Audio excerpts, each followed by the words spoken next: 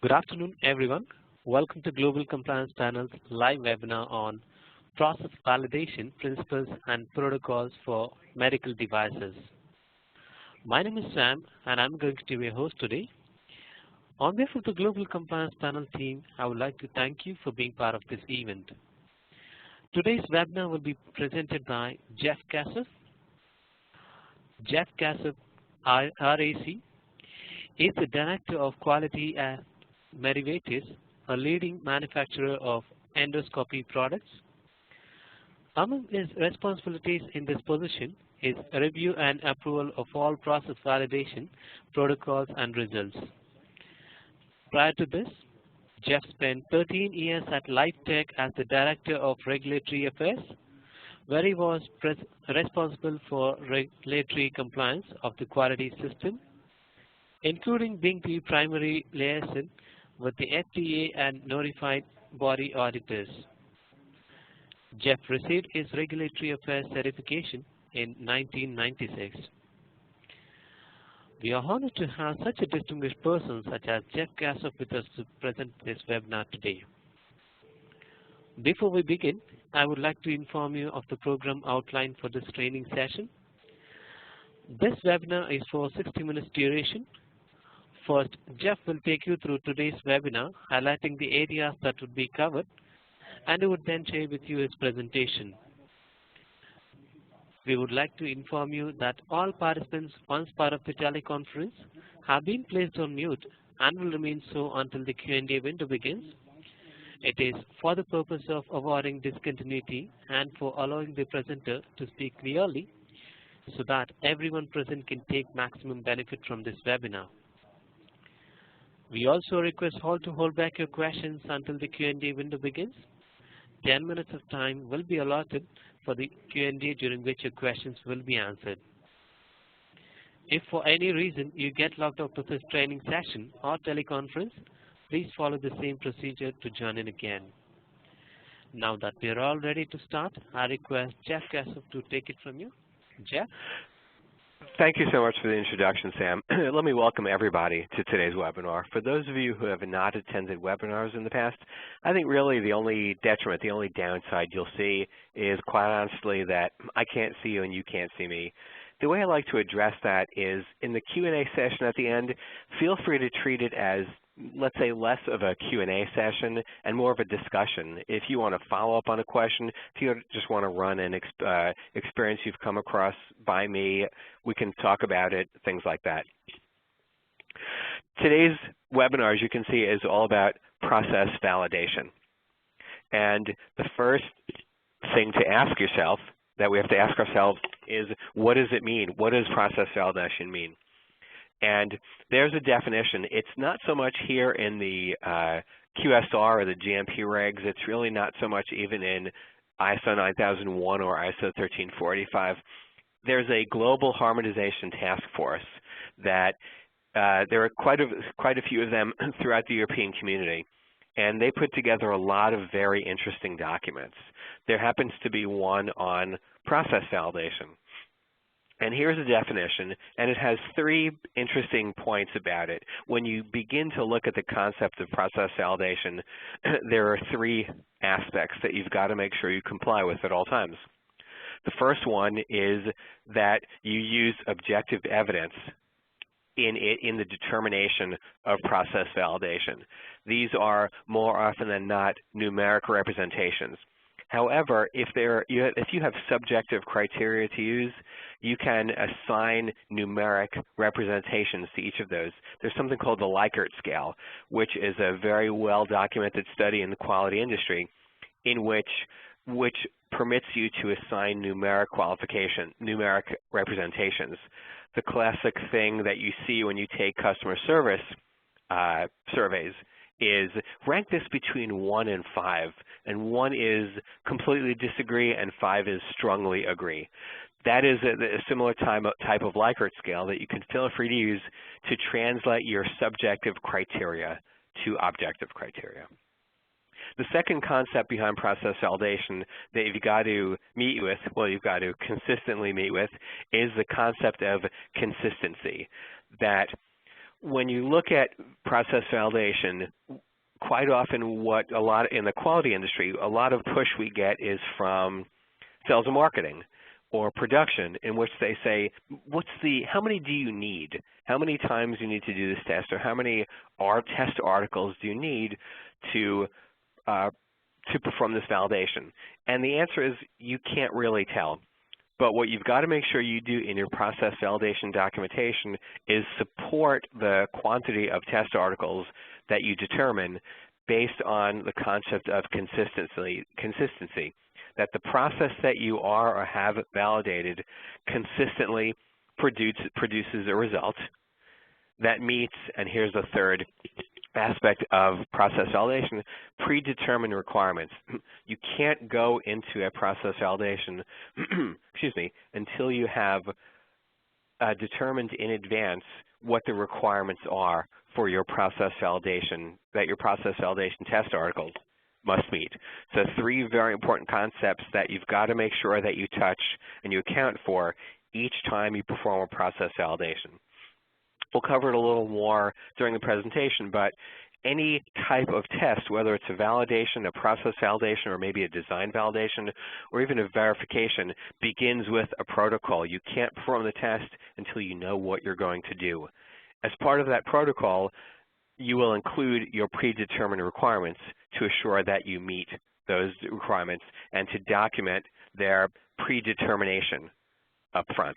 And the protocol is also the document in which you explain and you defend the use of your test articles, and you explain how you are able to account for these 3 or 7 or 500 test articles, that's how you consistently show that they produce a particular result. There are several types of process validations. The first one I want to speak about for a few minutes is the prospective validation. This is the perfect storm of validations. This is a validation in which your R&D team and your quality engineers and your manufacturing engineers, or whoever you use to do this, realize that a new product is about to come down the pike.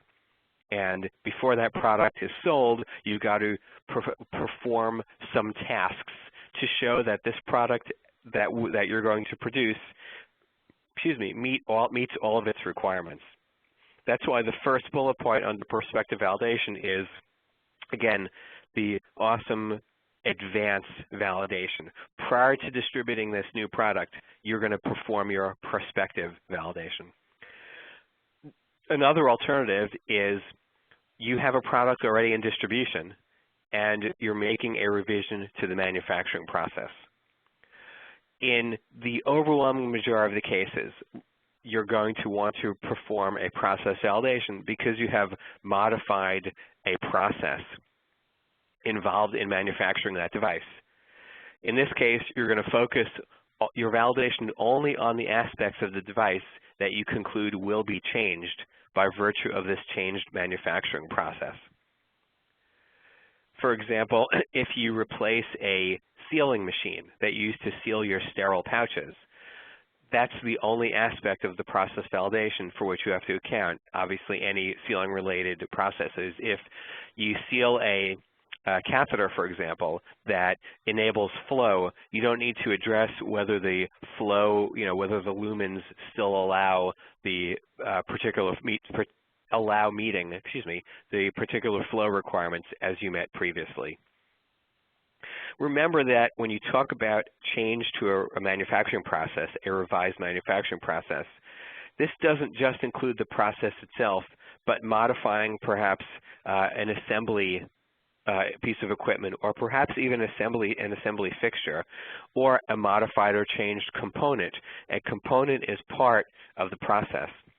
And the way to determine whether this component or fixture or piece of equipment requires validation is to ask yourself one question. Is it possible that the revisions I'm making to the process or product may affect the product's characteristics? Not that they do affect the product's characteristics, because quite honestly, you don't know whether they do or don't till you perform this testing. But the burden of proof is a little higher on us. If there's a chance that these revisions may affect the product's characteristics, chances are, but let me say, I recommend that you perform a process validation. When you talk about a prospective validation, in most cases, all the products that are made are going to be test articles. Now, in a prospective validation, you have to make your products in normal lot sizes. So in the overwhelming majority of situations, let's say to make sure that every I is dotted and every T is crossed, you're going to make your product in normal lot sizes, and you're going to sample your test articles from those lot sizes. Not just sample sizes. Something, a bit of experience that I bring to the table here is mistakes I've made in the past. And a mistake I've made in the past, admittedly quite a few years ago, but still a mistake that I made, was we made lot sizes of our sale consumables only for test articles. So if our normal lot sizes, for example, were 1,000 pieces per lot, and we determined that we were going to sample 500 of those, we only made 500 pieces per lot. That's not normal lot size. Part of process validation is making sure that the devices that you're testing come from a process that is exposed to all the variables that that process will be exposed to, whether it's quantity. Perhaps you have multiple shifts. When you assemble your products, when you select test articles, you want to make sure that you select them from each shift, because that's another variable to which this product might be exposed. And also the people assembling, if you have multiple assembly lines, you want to make sure to sample from each of those assembly lines, because those are variables to which the product may be exposed.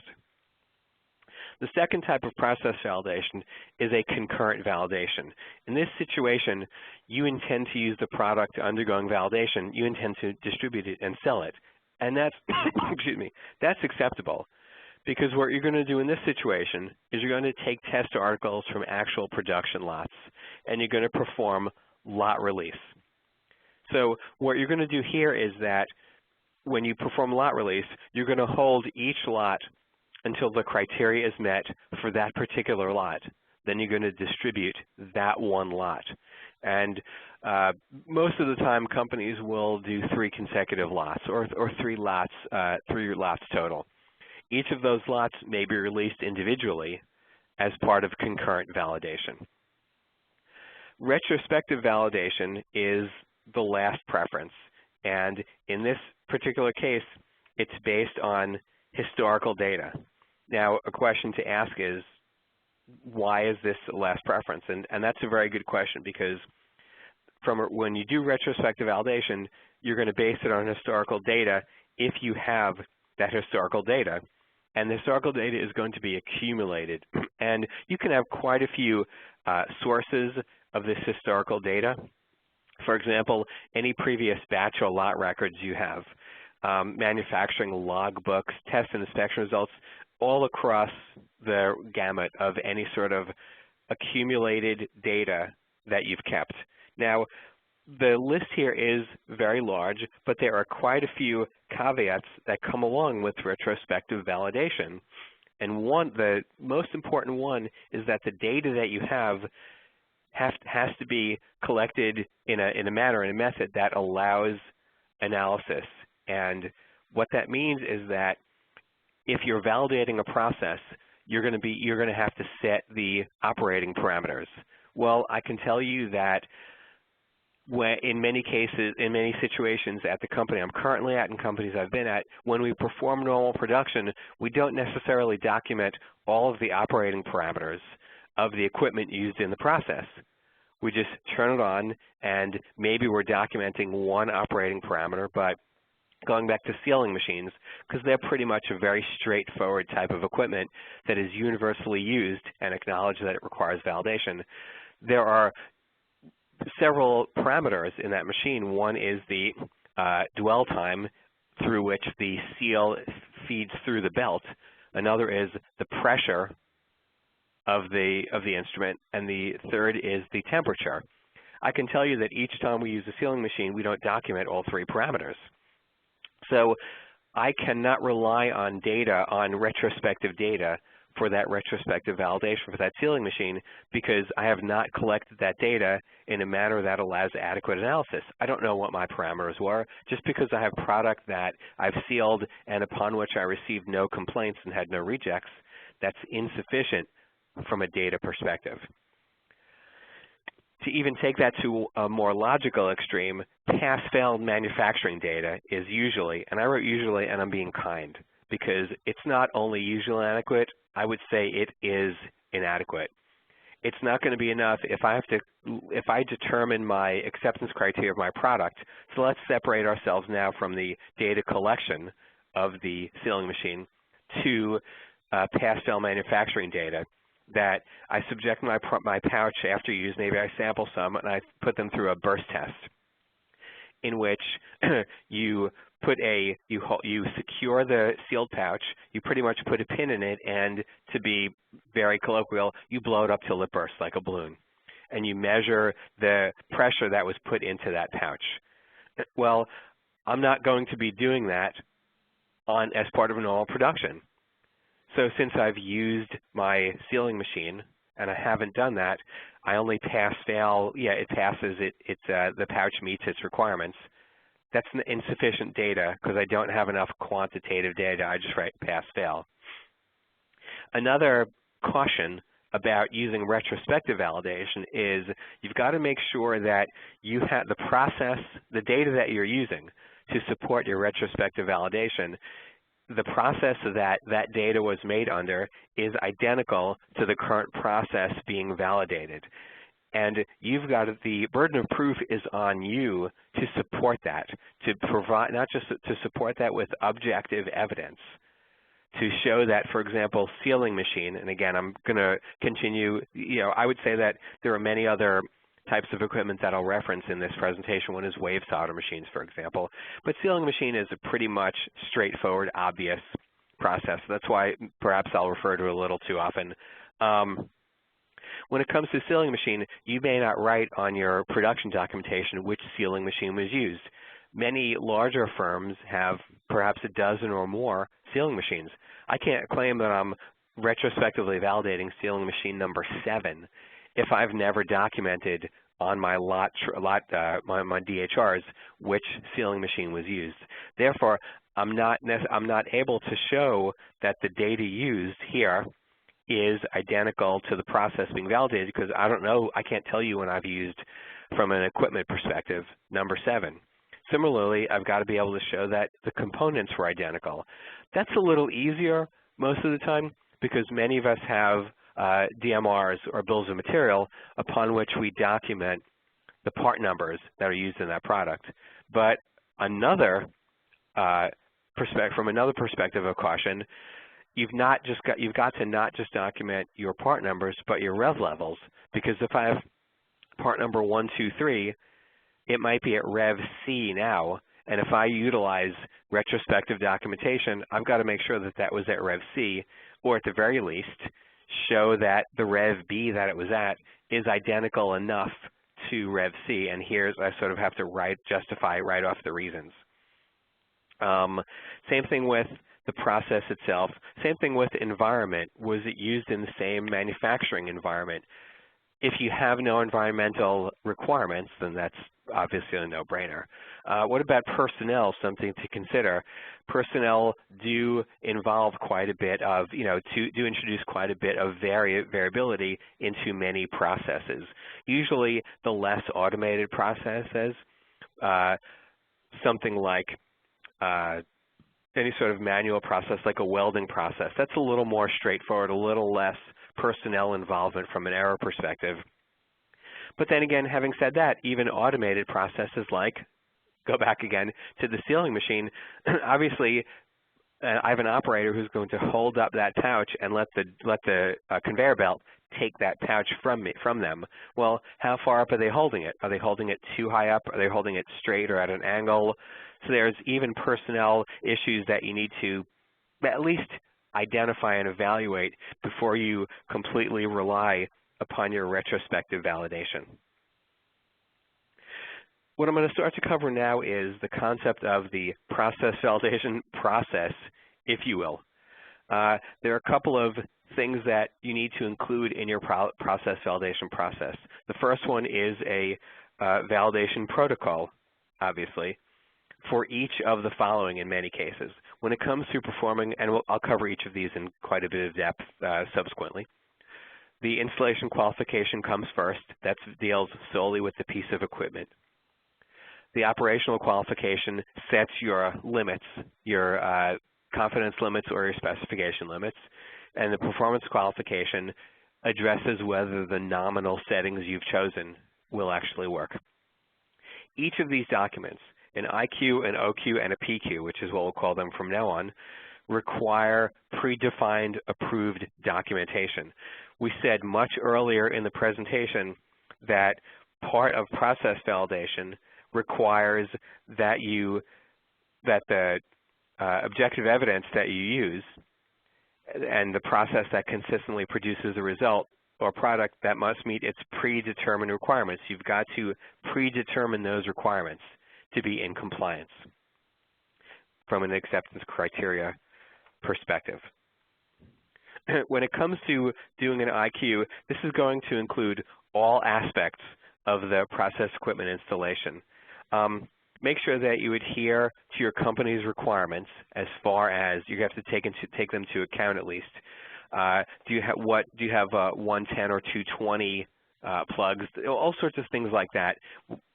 I'll sort of go through a list of IQ considerations.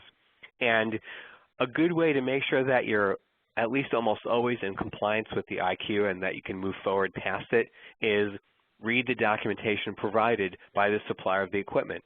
They're going to have recommendations in there, and you should utilize them. In summary, what the IQ shows is that the equipment is installed and it's operating correctly before you even use it for any of your steps. The way to write an IQ is to answer the IQ's purpose again is the purpose of the IQ is to answer the question, is the equipment installed correctly? And you've got to establish and verify certain things. What are the design features?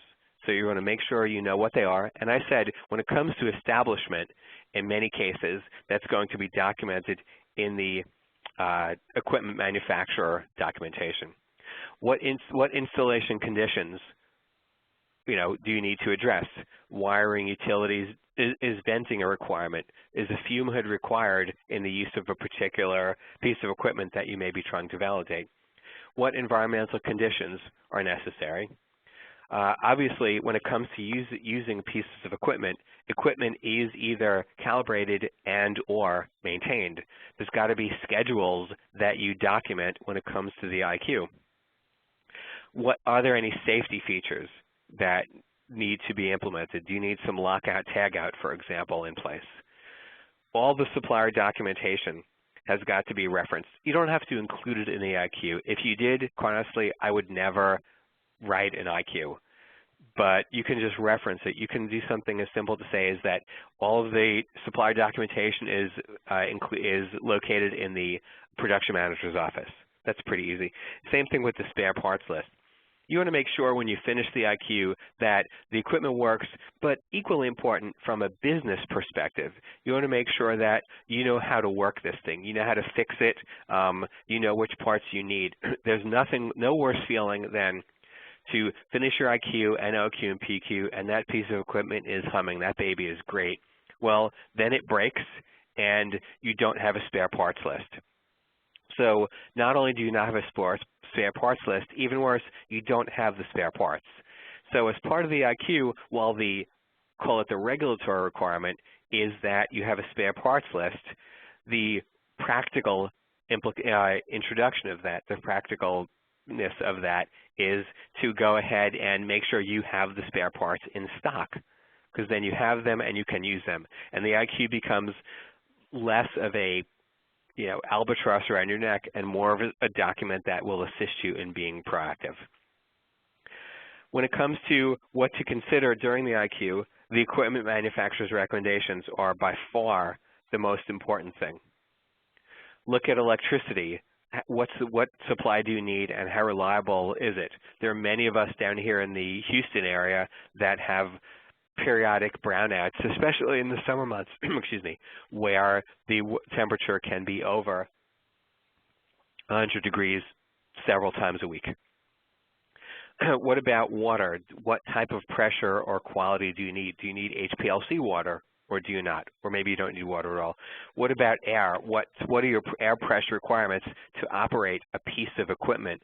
Some pieces of equipment, such as enormous molding machines, require quite a bit of pressure, and that's something that you've got to address as part of your IQ. Calibration maintenance, as I mentioned a moment ago, you've got to make sure that you have the calibration and or maintenance schedules in place as part of the IQ. Many firms go so far as to actually have performed calibration and or maintenance, whichever is appropriate or applicable or both, on their piece of equipment as part of their IQ, so when they start to use it as part of the OQ, they know that this piece of equipment is in tip-top working condition. Here's a brief IQ example. Let me step aside for a moment and let you know that due to the length of this webinar only being 1 hour, I've given examples to the IQ, OQ, and PQ, and I've given similar presentations in person that last most of a day, in which I really go into the IQ, OQ, and PQ in a lot of depth. But I did feel it incumbent upon me to include examples in this presentation for you to take a look at and just eyeball, just address, to have some sort of practical application of the requirements that we're mentioning here. I was involved in an IQ of a wave solder machine. A wave solder machine is really, for the most part, just an automated method for placing solder onto PC boards. What most firms used to use, and some still do, usually the smaller shops, is doing that manually. A wave solder machine is sort of like a belt that onto which you place the boards, and they're soldered, and the components are soldered onto the boards. So when it comes to an IQ of this particular machine, the first thing I had to address was installation conditions, and this is the wording that came from my IQ. I've wanted to verify the line voltage, attach results, verify that the machine was level, and attach results. And the exhaust fan. Wave solder is not a friendly substance. You want to make sure that you have the exhaust fan operating. And attach results. As you can see here, that everything is attach results. So it's really straightforward from a protocol standpoint. Calibration and maintenance, do it. In this particular case, calibration was not required, but equipment maintenance was. Supplier documentation has to be accounted for. Well, my requirement is to gather it and reference its location, put it somewhere. Spare parts, my requirement was review the list and make sure I have everything I need. And then I need a signed certification and dated cert that the equipment is installed properly. The IQ is the simplest of all the aspects of the qualification processes because it does not require you to use the equipment for anything. Conversely, the OQ, the operational qualification, is the most difficult. Before you do this, you have the requirements that your product has to meet. You know what they are as part of the OQ. Now you have to design a process that results in product that meets those specifications. So you're going to look at your process control limits, your upper and your lower control limits. And you're going to make sure that at the end of the OQ that you have produced product that touches the upper limit and the lower limit, and things in that range produce product that meets requirements. Obviously, you're going to characterize your process by doing this. This is what you're going to do. You're going to provide at the end of the OQ operating ranges for each parameter in that piece of equipment. Using those, you're going to develop the processes that can produce product that meets all specifications. You're going to determine your high and low operational ranges. And just to jump ahead a little bit, one of the deliveries of the OQ is the nominal settings, and that's usually halfway or close enough. Sometimes you can't get your operating parameters to be exactly plus and minus the same way, but that's going to be one of the deliverables of the OQ. When you write an OQ, you want to make sure that you challenge the process parameters so that you have product that meets the requirements under all anticipated conditions of manufacturing. and that is going as high as you can and as low as you can within logic. For example, you know that any of your parameter settings, if they're at 0, they're not going to work. I don't know that you need to include 0 as settings for any of your anticipated conditions of manufacturing. The OQ is also going to measure the process parameters and the product characteristics, the predetermined product characteristics, remember, that allows you to adjust the manufacturing process but maintain a state of control of the actual process. And the format of this document is you're going to begin with a validation protocol. And the validation protocol is going to include the name of the equipment and its identification. Just as an aside here, remember, and most of you probably will, to number each of your pieces of equipment. If you have 3-wave solder machines, make sure you have them distinguished from the other one, because even though you purchase identical equipment, there are times where they're going to be used at maybe slightly different parameters. Or if I purchase one piece of equipment now and one in 2 years, but it's the same make and model, there's been some tweaks to that. So I need to make sure that I identify each piece of equipment, individually. The protocol is also going to include my parameter manipulation sequence. If I have multiple parameters, which one am I manipulating first, and how am I determining when it meets its predetermined pass-fail criteria, and obviously the approvals. After the protocol is approved, it gives me the marching orders to go ahead and perform the validation and generate the results. What I like to include also as part of my validation results is a conclusion and approvals. Even though I and my engineers and the rest of my firm understand by reading the OQ that I've determined my nominal specifications, produce product that is met by my nominals and my upper and lower, of course. I'm going to have regulatory agencies and suppliers and internal auditors reading these validations. They might not be as technically knowledgeable as my engineers who prepare this are, or those of us who have just reviewed it now and we know exactly what's going on. Just to play a game with yourself, go back 3 to 5 years and look at some validations that you were involved in and see if you can remember what they were. And if there's no conclusion, consider adding one, or at the very least, make it a part of your process now moving forward. And obviously, the approvals are required as well. The goal of your OQ is to establish your process ranges from high and low for each of your operational parameters for the PQ that's going to happen after this. When you're looking at things to consider, make sure you consider all process control limits. Everything that is a variable of that piece of equipment, make sure you quantify each of those and qualify each of those. What are your initial parameter settings going to be? Something to think about. In many cases, I have a piece of equipment that is already of a similar nature, so I can really have a good idea about where I'm going to start based on the history of that use of that machine. Any raw material specifications, if I have specific requirements for raw materials to be used during this OQ, I'm going to explain them in the OQ protocol. Any environmental conditions that are required that might affect the process. Maybe I'm in a controlled environment, so particle count and temperature and humidity are important. When it comes to contamination, maybe I want to make sure I limit this process into a specified area. Process operating procedures I've got to take into account because I have to know where to start and where I'm going to end. Do I have any specific material handling requirements? If I'm validating a process that is used to test a printed circuit board, for example, from a material handling perspective, I want to make sure that I use ESD protective processes and devices and impose those handling requirements upon that product. What kind of training do I need to include? As part of the OQ of this process, I'm going to determine what the procedure is to use this piece of equipment or use this process. I'm going to have to train people upon those.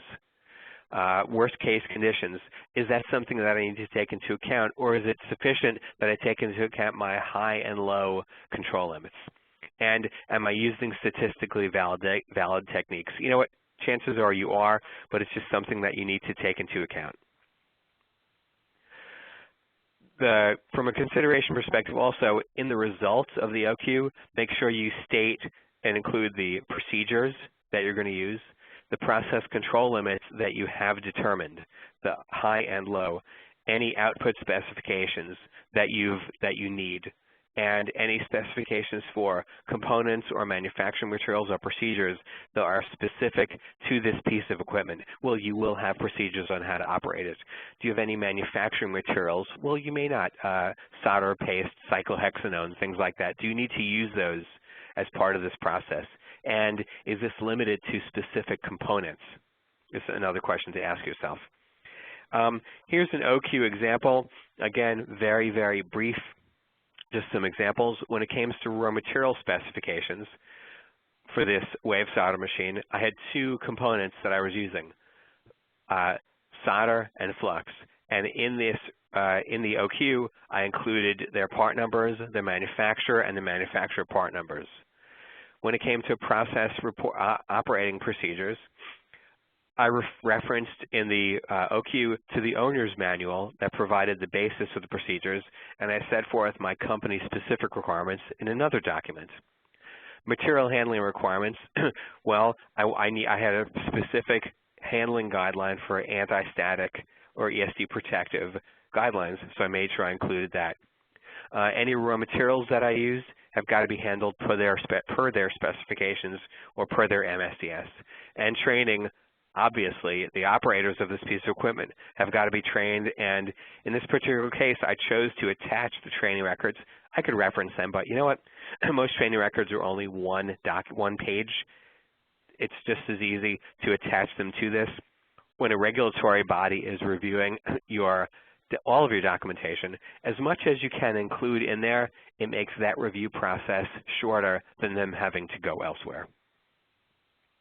Continuing the OQ example, well, I had several requirements that needed to be met in this particular example. I needed the flux height to be acceptable, because if it was too low, the solder won't stick to the board, and if it was too high, the residue is going to be left on top of the circuit board, and it's not going to meet the visual inspection criteria that I have in place. I need the solder wave height to be acceptable also, because if it's too low, the boards won't be soldered, and if it's too high, the molten solder is going to be on top of the circuit board, on top of the printed circuit board. And the way I'm going to confirm these is by an IPC standard that is a visual evaluation standard to confirm these. So in these particular examples, my requirements here were all subjective. Now, they were slightly subjective, but not that subjective. I would consider these relatively objective because there is an international standard that sets forth requirements for this. So that would be my justification. The machine parameters, well, there were three of them. How fast the conveyor belt travels through the machine, what the temperature is to which I have to preheat it to make sure that it has the sufficient temperature inside, and then what is the temperature that the solder pot that is dispensed by the machine will have to be at. In setting the initial setting, I looked at the supplier manual, and the supplier manual, many are very helpful. It stated that the industry standard is 75 to 85 centimeters per minute. Well, I was able to also look online and find some technical literature. And in using this similar type of machine, it said the preheat temperature is often in this particular range, and that the solder pot temperature was approximately this temperature. Those are very helpful. Any information you can gather up front before beginning your OQ just makes your OQ that easy to go ahead and do. So I began by trying to manipulate by initially manipulating my parameters. So from a low perspective, I did all of my settings, speed, preheat temperature, and solder pot temperature at the low settings. And I set those low limits. And then I set the mid-range, and then I set the high limits. And I've determined that per my normal lot size, I'm going to sample, which I believe was 50 or 100 at the time, it was a couple of years ago. I'm going to sample, I'm going to reference that standard, there's my statistical validity, and I'm going to use 13 pieces at each of those settings. So I put them through the process, which I'm developing as part of this OQ, and I determine that from when I have my low settings across the board, all the boards met the requirements. And when I had my medium settings, all the boards met the requirements, 2 out of 3. Well, when I set my high settings, I saw that 4 out of them had molten solder on top of the circuit board. So what happened was that the solder part temperature resulted in the solder being too high. So what I see here is that I have 9 parameters, and all but one of them is acceptable. So then I'm going to go ahead now and set a second parameter manipulation. Since low and mid have already been set, I'm only going to play with high. So I kept my rate at 85 centimeters per minute. I raised my high temperature, and I lowered my, raised my preheat temperature, and I lowered my solder part temperature. This is the point in your process where it's a lot of just trial and error. You're going to measure, you're going to manipulate some parameters to see if you can get product that's in the particular range. And I set my 13 pieces. As I said, lower and medium already been set, and fortunately in this particular circumstance, all of the 13 met visual appearance, so I was okay with that. Now, what I want to tell you, we'll talk about this in a second, but what I want to tell you is that there is a possibility that you may determine that you're going to write a deviation to allow a process to be validated, even though you may have met, for example, in this previous slide, instead of 4 of 13 in the data, the HHH, 4 of 13 with molten solder, what if it was only 1? Really, 1 unit is going to make me fail this OQ? Well, ordinarily, yes, you haven't met your requirements. But in many parties hold the contention that the deviation control process is one that allows you to deviate possibly in every type of circumstance. So why not validations? I've seen deviations try to be written, and in many cases successfully written, that will allow me to consider a process validated where one product does not meet spec. Obviously, it includes a very detailed explanation. I've seen circumstances, for example, where they're trying to validate the use of an automated assembly machine, a welding machine, for example, and one of the hundreds of products did not weld sufficiently, and that was because the previous step prior to welding, the placement of the components into the welding fixture, was not placed acceptably. They were able to determine that the reason the weld was incomplete was because one of the O-rings was located off center because it was placed off center.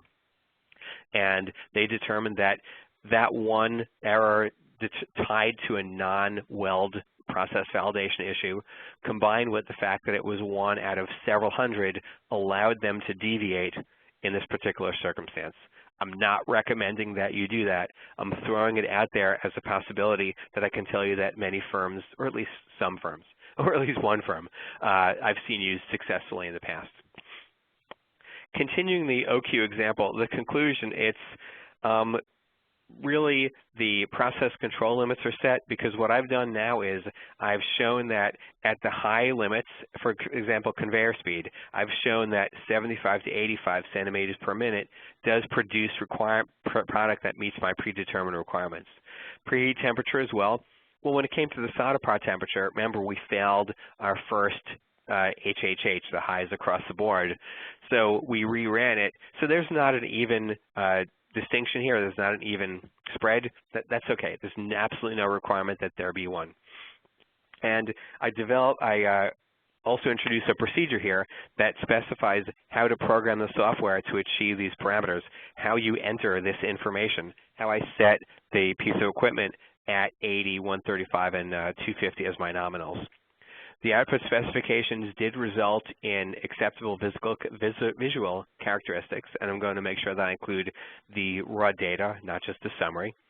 My specifications for components, as you saw earlier, it was the flux and the solder paste that were referenced by supplier and by supplier part number.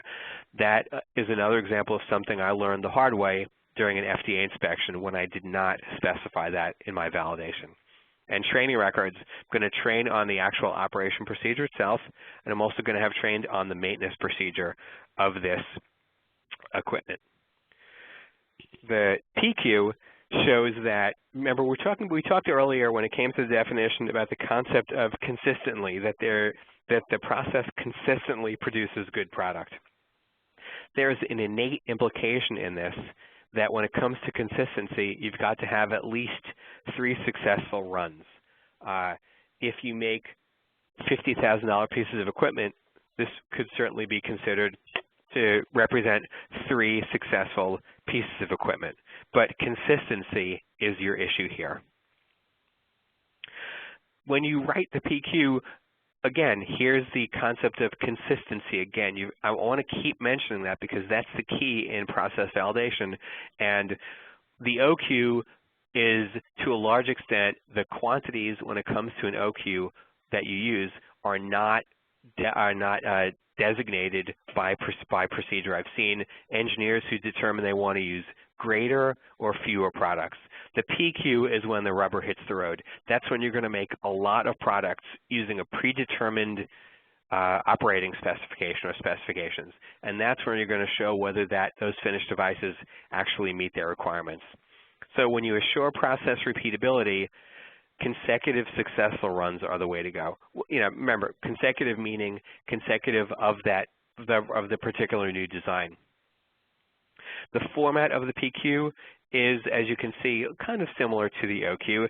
It begins with the validation plan, which is the protocol, the equipment that you're validating, and you're predetermined, because you determined it during your OQ, pass-fail criteria, and you're going to have the plan approved.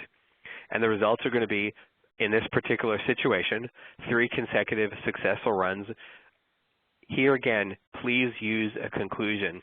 It doesn't have to be any more than 3 to 5 sentences. It can be very short, but I like including a conclusion along with my validation results to show to anyone who isn't or isn't currently intimately familiar with this actual process. Writing a PQ is pretty straightforward. You're going to have a test protocol, and really what it says is make 3 jobs. I'm talking about sterile consumables now that have multiple pieces per job. Make 3 jobs and make sure they reflect the normal work order quantities. Some firms will just look at what they've done in the past and sort of take averages. It's okay to use your low end of your normal work order quantities. What I mean by that is that if you look at the last month of jobs for a similar product, or maybe this product, exact product, if you're making a process change, and if your range is from 1,000 to 10,000, it's okay to use 1,000. So most firms will just go ahead and do that. Other firms will look at what they've produced for similar product lines over the past month, let's say, and they'll calculate how many working days were in that month, and then they'll divide the quantity of products made by the working days and come up with a number. That's acceptable also. However you decide to support your determination of normal work order quantities, that's entirely up to you, but those are 2 certain situations I've come across in the past. In this particular PQ for the wave solder machine, we wanted to make sure to prepare the jobs for wave soldering and then make sure that routine maintenance is performed. In many cases, that goes without saying, but when it comes to process validation, equipment validation, I like to go over and above. I want to set up the machine per the setup procedure and process the boards through the machine. I chose during this PQ, since the requirements were not destructive requirements, I can visually inspect every single one of my boards and then use those same boards on products. So I'm not being inefficient and I'm not doing any destructive testing. So I have the exact criteria set forth by the exact section in the exact reference document. And I want to document the results using the attached form. The conclusion of the PQ is pretty much as straightforward as you can get. It's the data, including a pass-fail statement. Yes, everything passed. The records of that manufacturing. I'm going to have 3 consecutive or 3 total lots or units of this. I want to make sure that I include the DHR to prove as evidence that the product I claim I'm using for this validation, that I'm using for this validation, was made the exact way I say it was made. There's your objective evidence. And then, of course, you're going to have your approvals. When it comes to personnel training, remember that the purpose of process validation is to provide assurance of the repeatability of the process. So operators and even your analysts have got to be trained on all procedures that may affect the manufacturing and testing of the process. So remember that the operators inspectors, I'm quoting a regulation in the third bullet point here, per 820.25, people have to be made aware of the defects and errors that may be encountered as part of their job functions. Well, your engineers perform process validation. They've got to be trained in process validation. Your operators assemble product for process validations. I think it behooves you to educate them on the implications of the process validation for that reason. And anything you can do in most cases to educate personnel, they appreciate, and it's very interesting to them. When it comes to your training records, make sure that you've got to show that the training that you performed was during the process validation. Because if I am modifying a rev, if I have my new manufacturing process and it's Rev B, and I don't have training on Rev B, or even worse, I have training on Rev B before it was implemented, that raises a regulator's eyebrow. So make sure that during this validation, during the process validation is when you perform your training. And it's okay to develop a new manufacturing respective procedure, but again, just make sure that training has been performed and documented.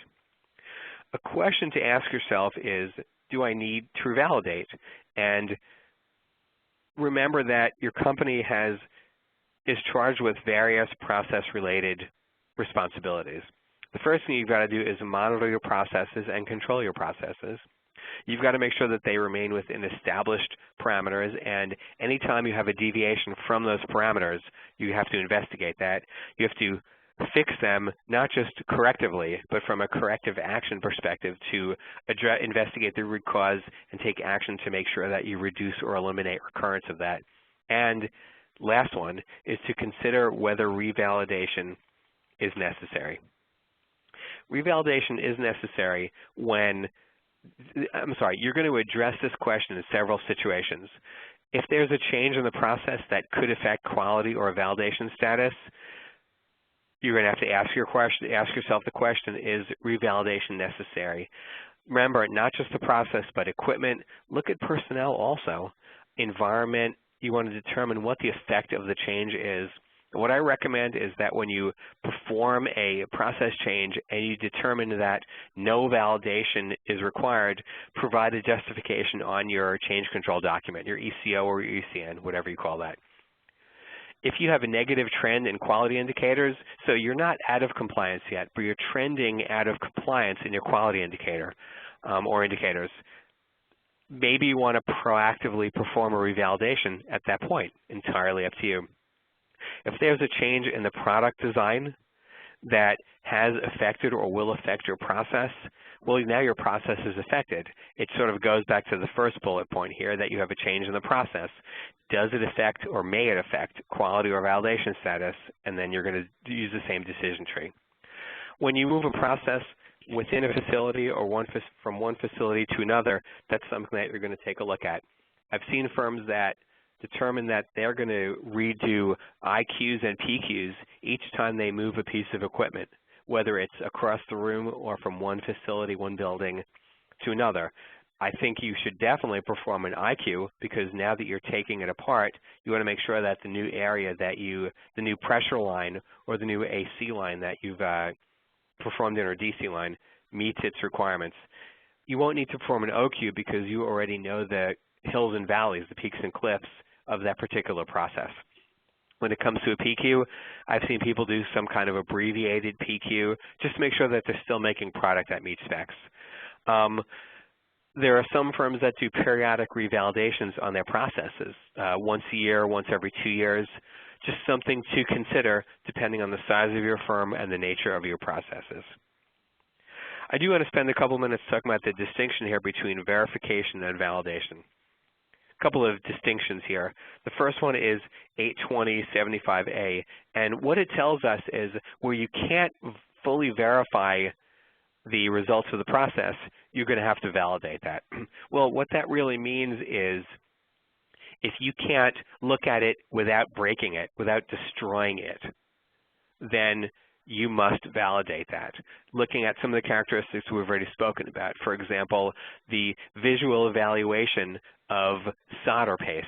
Well, that's something that my firm could have chosen to verify, but instead we validated it, because what we wanted to do was, what you've got to do when you decide that you're only verifying something is you've got to include verification processes as part of your normal standard work in which a product is verified. You've got to instruct your inspectors or your operators to look at this.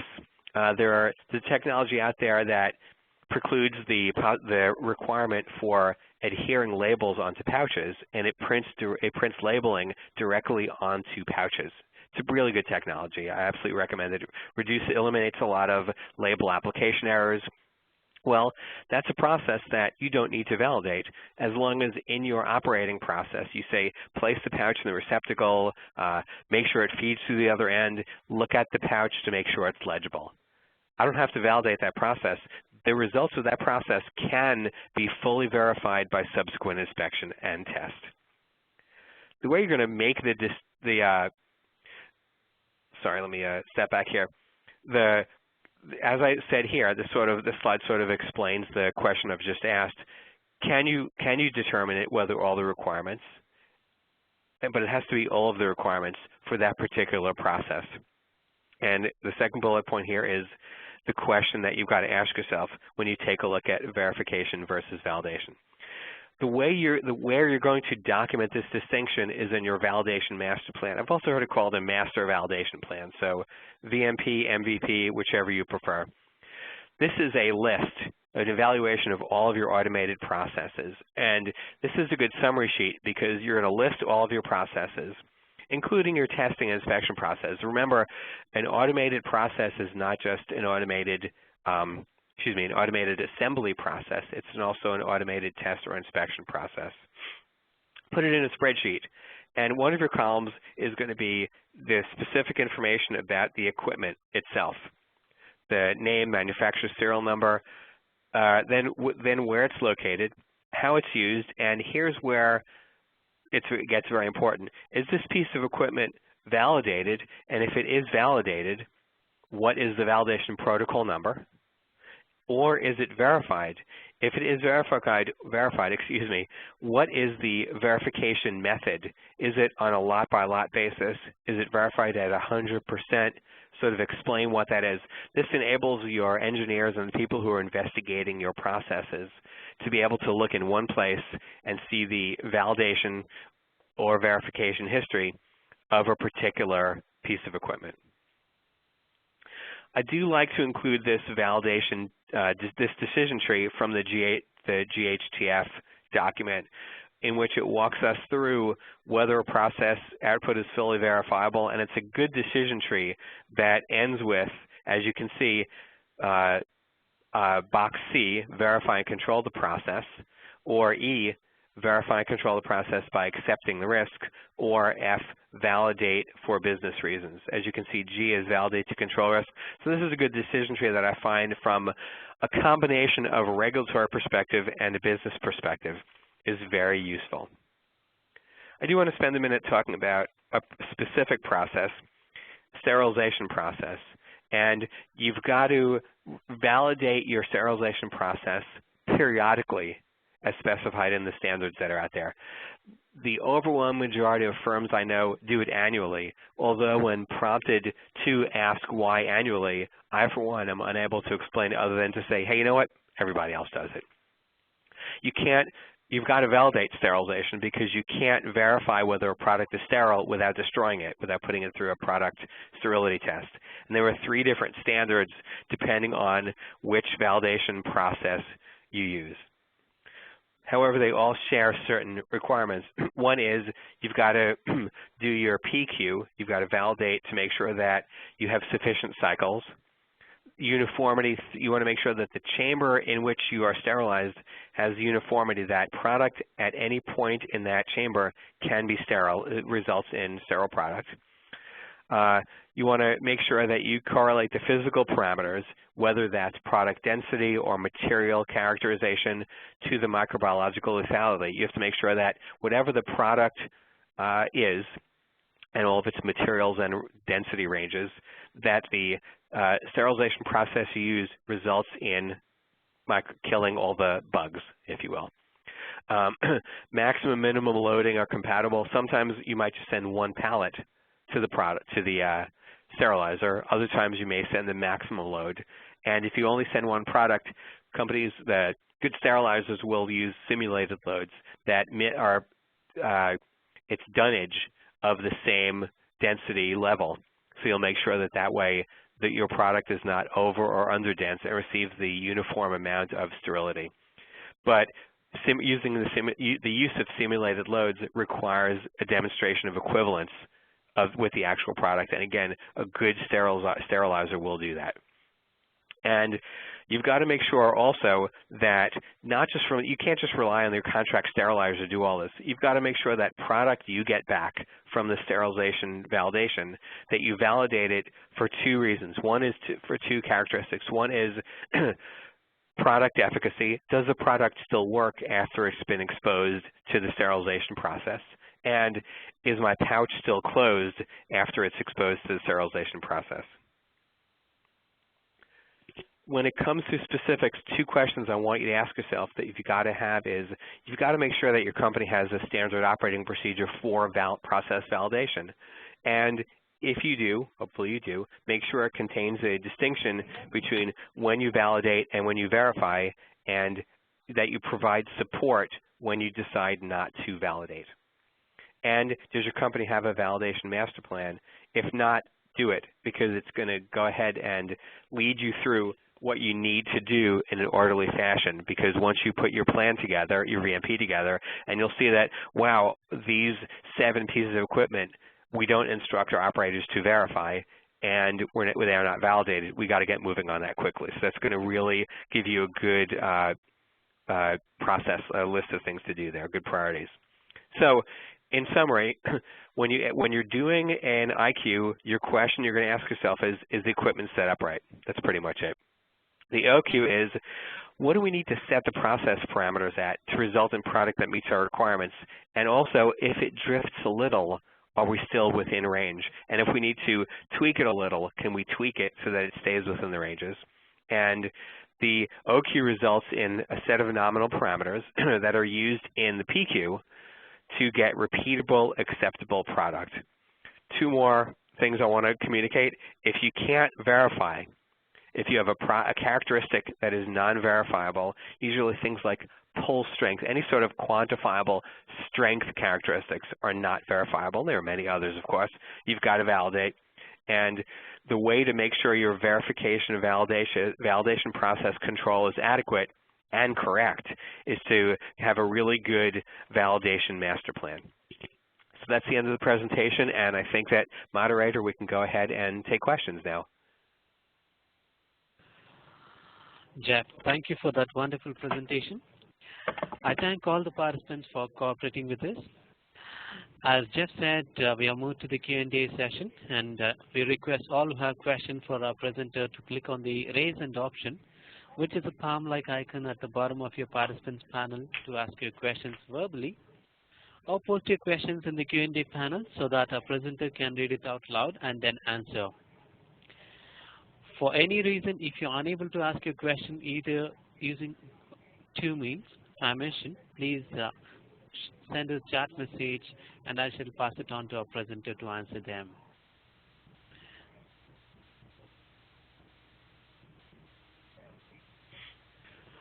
Meanwhile, we sincerely request you to share your feedback in the feedback form that will appear on your screen in the polling panel right now.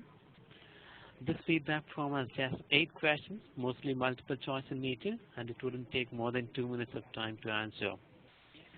The polling will remain open till the end of session, and you can answer it even after the Q&A is over. We would be grateful if you could stay back a little longer and complete this feedback for us.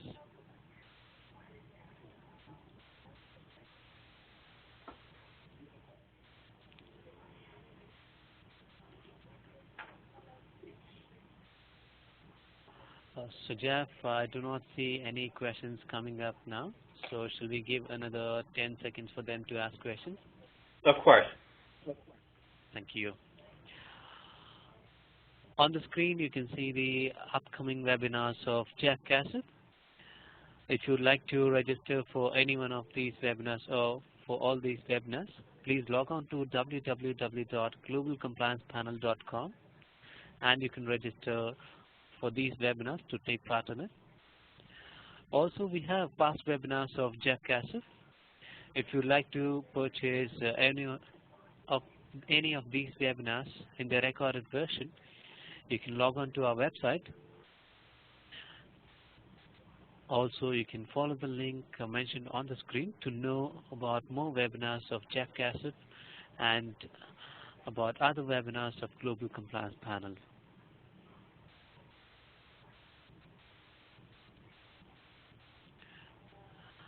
Jeff, I do not see any questions. So before we end the session, do you want to give any concluding remarks, or do you want to pass any comments to the attendees? Yeah, I would just say the quick comment at the end that even after you've performed all of your process validation, there may be a time where you receive complaints from the field on your new design or new product. Remember that the nature of validation is a sample. It's just a good feeling to make sure that the process works. The real proof in the pudding is when your company begins to sell thousands, and in many cases tens of thousands of finished devices. And that's when you're really going to receive your feedback, and you may need to redo your process and make sure you do a good process validation procedure when you do so. Thanks very much. Thank you very much, Jeff. We are grateful to all of you for having taken part in this webinar. If you'd like to get in touch with us, you can send us an email to webinars@globalcompliancepanel.com. If any one of you feel that your team members or colleagues or friends might benefit from this webinar, we are happy to inform you that it will be available in the recorded format and can be purchased from our website. Or you can call us at 800-447-9407. We welcome your suggestions and feedback or ideas on how we can improve our webinars. If you'd like to suggest a topic or desire a customized corporate training, online or on-site, we ensure that whatever is your training necessity, it will be our priority. We look forward to having you with us again sometime soon and for your continued patronage. On behalf of our presenter, Jeff Cassett, and the Global Compliance Panel team, I would like to say thank you for participating in this webinar, and we wish you a pleasant day ahead. Thank you.